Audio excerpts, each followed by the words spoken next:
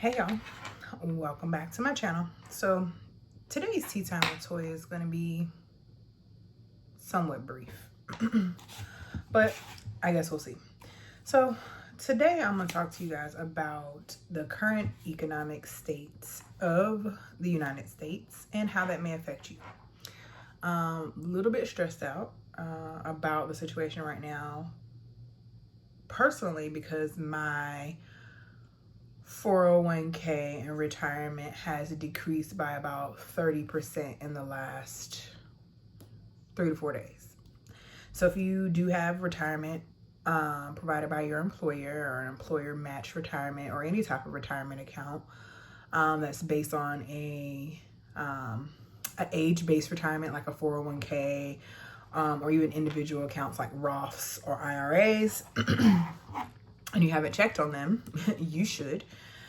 Because they are probably significantly less than they were last week this time. The market has always the market has always eventually revitalized and bounced back. In this particular case, I'm not sure how long that's going to take.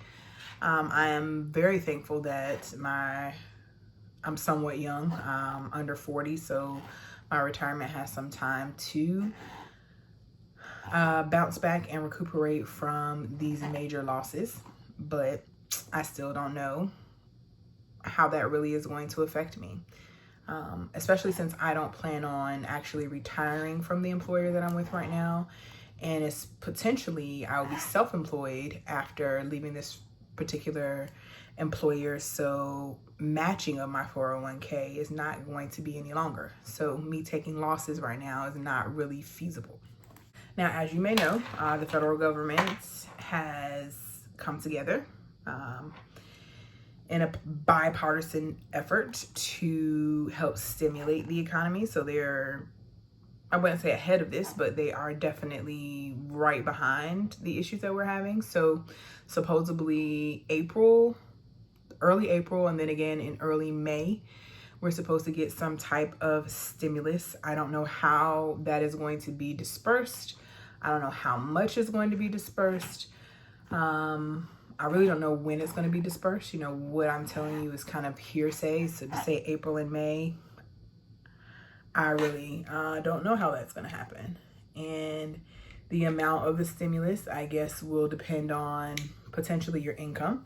Right now, what I've been hearing and reading about is at least $1,000 per American under a certain tax bracket. Don't know what that tax bracket will be. Don't know what the household size will be. It says for Americans. It doesn't say necessarily per American. So is it going to be per household, or is it going to be per tax-paying American in that household? I have no idea.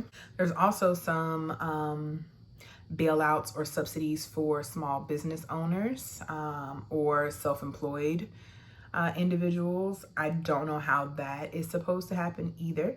I do know if you visit SBA.gov, so the Small Business Association government website, there are some options to apply. And economic hardship is one of the losses that is listed there and what you're supposed to pick and select when doing your application. And then it's going to ask you some questions about your business, if you're an LLC, sole proprietorship, however your business is set up. And then I guess you go from there to provide additional information, verification, and income. I mean, I'm somewhat stressed. I have a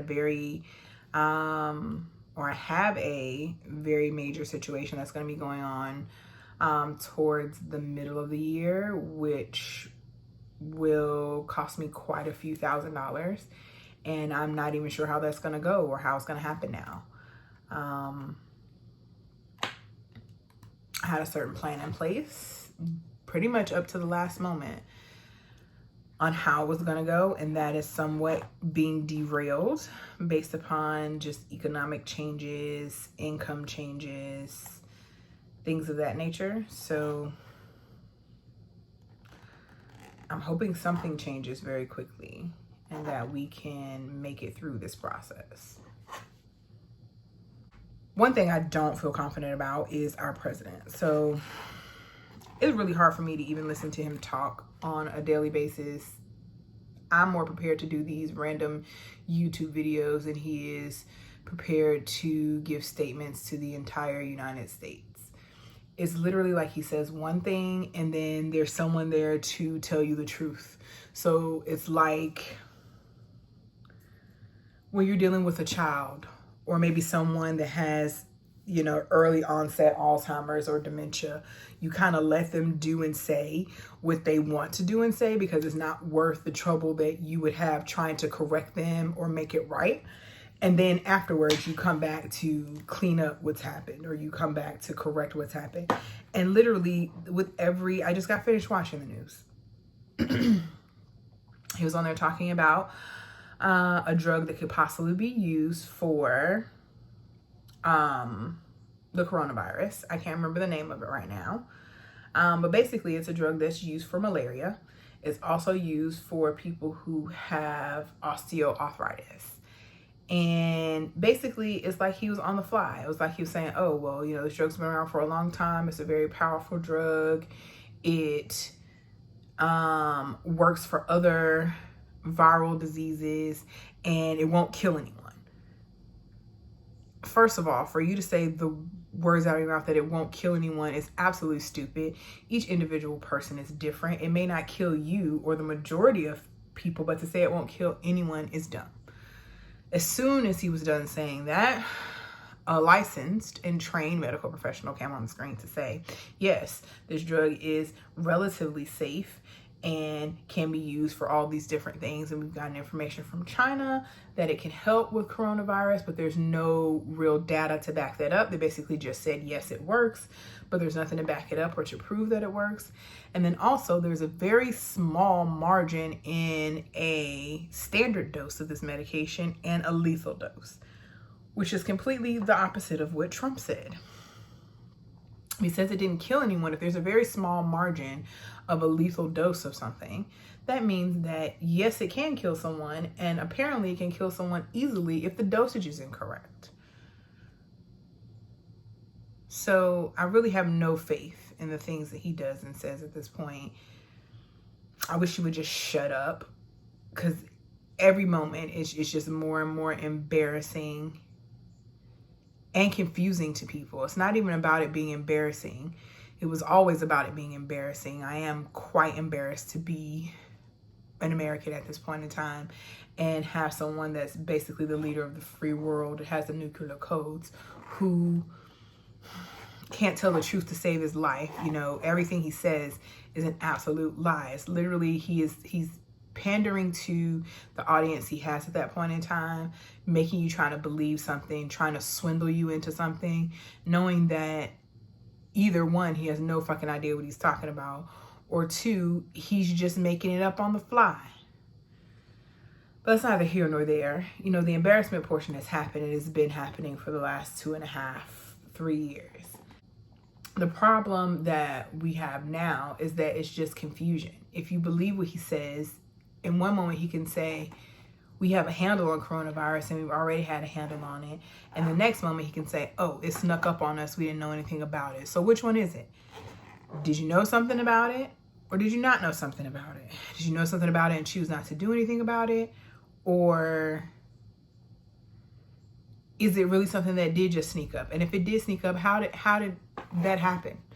How do you let something like that happen when everybody else knows about it being out there and affecting people and countries, but we know nothing about it? I'm just highly irritated this morning. I'm sorry. I'm just ill. I'm just ill. I'm ill about my retirement. I'm ill about going out. People act like they can't understand what social distancing means. I went to Costco today to simply get standard stuff. Thank God I have toilet paper, paper towels, because they were out of that. And I literally went to Costco within the first 30 minutes of them being open. Costco is trying to practice social distancing, meaning that they only let a certain amount of people in the store at a time. They only have every other lane open for checkout, giving you that space in between each line. My Costco that I go to is not serving any hot food. I think you can get a hot dog, and you can take home like a take and bake cold pizza, and that's it. But I say that to say this. Costco is making every effort to do everything they possibly can to keep people from being contaminated in any way. But these people are so invested in their own selves and their own time, and what they have to do is that they're not even following the rules. So I'm basically in Costco, literally scaling the aisles. When I say scaling the aisles, I mean I'm walking this close to the product in the aisle because people that are on the outside won't stay away from me. 6 feet is 6 feet. If I'm here and you're here, that's 6 inches, not 6 feet. So I need you to back up. I need you to make a conscious effort not to walk up on me, not to walk to me. I went to Costco with a spray bottle of alcohol and barbicide. Everything that I touched, I sprayed, and I sprayed after touching it. I sprayed and wiped down my entire cart. Costco was giving everyone Lysol wipes to wipe down their cart as they entered the Costco. But people still act like they didn't. And when lining up to go to the line, I don't know if you guys ever been in a Costco or a warehouse, or let's just say Walmart. You know how big a Walmart, if you've never been into a Costco or a Sam's Club or a BJ's, is from the front to the back? Take that and double it. That's what how big a warehouse bulk place is. These people are still lined up like sardines in line. You can't just give me some space. Give me some space. Take your cart, back up a foot or two from the back of the person behind you, and stay behind your cart. I don't understand why people don't think this is serious. Last night when I went to sleep, the cases was 8,000. This morning when I woke up, well, not this morning when I woke up, maybe just a few minutes ago when I was dressed before I sat down to record this, it was up to 11,000. Which means one, either it's spreading very quickly and spreading to other people, or two, we're unaware of who's infected and how to detect that. Either way, if you give me my space, then that will be that much more safe for me and for you. You don't have to worry about it. I'm just so utterly irritated at this point in time at people and how they're conducting themselves. I am proud of the city of Atlanta and the Atlanta metro area for coming together to have cognizant plans about what's going on. Most of the shopping malls here are on very reduced or short hours or closed altogether. Only major facility grocery stores, pharmacies, of course, hospitals and clinics, urgent cares are open, gas stations are open. But if it's not a necessity, you are closed. Barbershops and beauty salons have not yet been mandated by the state of Georgia. I'm sure that's going to happen here shortly, and they're going to close. But some salon owners, including the salon that I work for, have chosen to self-quarantine, which is the responsible thing to do. To say, hey, we can't be that close to you in your vicinity. We want to be safe for you. We want us to be safe for ourselves. So we're just choosing not to do business this week, and we'll reevaluate it over the weekend and come back to you with an update. That's the responsible thing to do. But some barbershops and beauty salons and lash technicians, the people that are very close to you, some of these places are operating like business as usual. And I just can't understand. Why? Why wouldn't you want to protect yourself? Why wouldn't you want to limit the services that you provide? Just for a little while. It's hard, but just for a little while. I'm trying not to be stressed. It's hard for me not to stress. My mind works all the time. It works all the time. Even when I'm sleeping, my mind is still working on things. I've been told that I'm a clincher, a teeth clincher, grinder, and I've been told that clenching and constant, I wake up sometimes and my jaw, all of this is sore and hurting, and my teeth sometimes are sore in the back because I'm constantly working on something. Even in sleep, even in rest time, I'm constantly working on something in my mind, and this is not helping. I woke up this morning very anxious, very kind of afraid to listen and look at the news, but feeling like I needed to or had to immediately get up and look at the news. I don't know. I don't know. It's not necessarily, I'm not sad or upset. I'm not at the point where I'm at tears. I'm just kind of at the point where I'm irritated, and I notice myself. I've been clenching, not just while asleep, but just sitting and watching TV or sitting and thinking, and I'm clenching and grinding because it's a lot. It's a lot. I don't know whether to be scared or concerned, or to just, continue to practice my social distancing, keeping my house clean, sanitizing things. Every little ache or pain or anything I feel, I'm now nervous and want to go to the doctor, but afraid to go to the doctor. One is because I could be fine and not and nothing be wrong, and I could be exposed to something. Or two, I could be taking up time and energy from somebody who does need help. I had a really, really bad cold about now going on about 3 weeks ago. I didn't have any fever or sweats or any of the symptoms that were associated with coronavirus. I did not leave the country, although I did travel to another state. I did not fly there, so that was good. I drove there. But I can't tell if the way I feel currently is allergies, because there's definitely visible pollen when I go outside. Right now I can see visible pollen on cars and the mailbox and parts of my house and the sidewalk and stuff, or if there's something else going on. I don't feel sick, but I do feel a little itchy in the face and kind of like tightness in my chest. I can breathe. I'm not out of breath, but I can definitely feel a shortness. So I have no idea.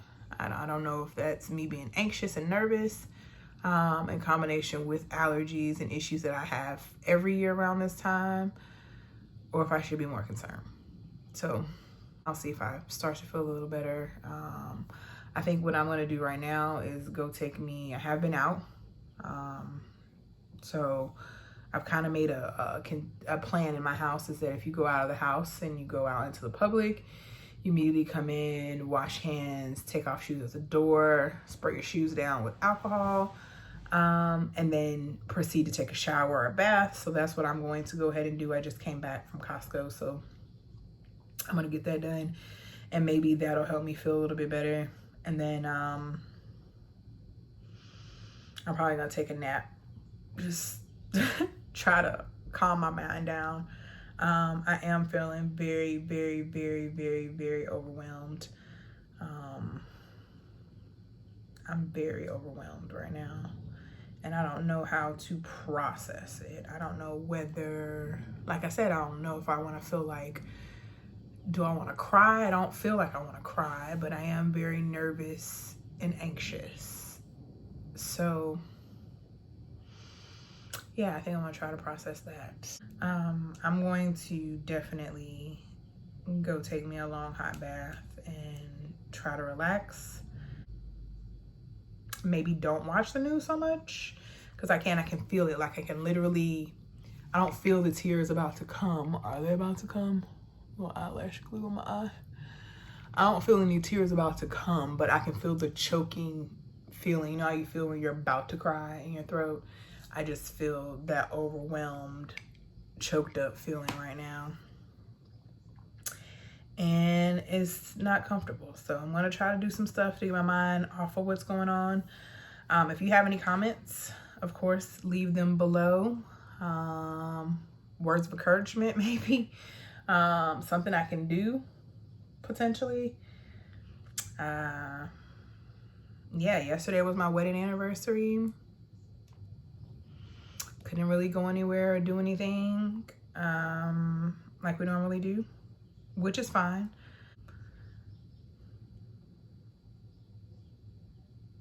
I don't know. I'm here. I'm alive. I have food. I have toilet paper. I was not able to get Lysol from Costco because they were out, but I was able to get alcohol, 70% and 91% alcohol. So I feel a little bit better about that. I can continue to clean and sanitize as I have been, but I'm gonna go ahead and go now because I'm tired. I'm mentally tired and physically tired. I'll see y'all later. Hey guys, thanks for watching. Always like, share, subscribe, share with a friend, and I'll see you later. Bye.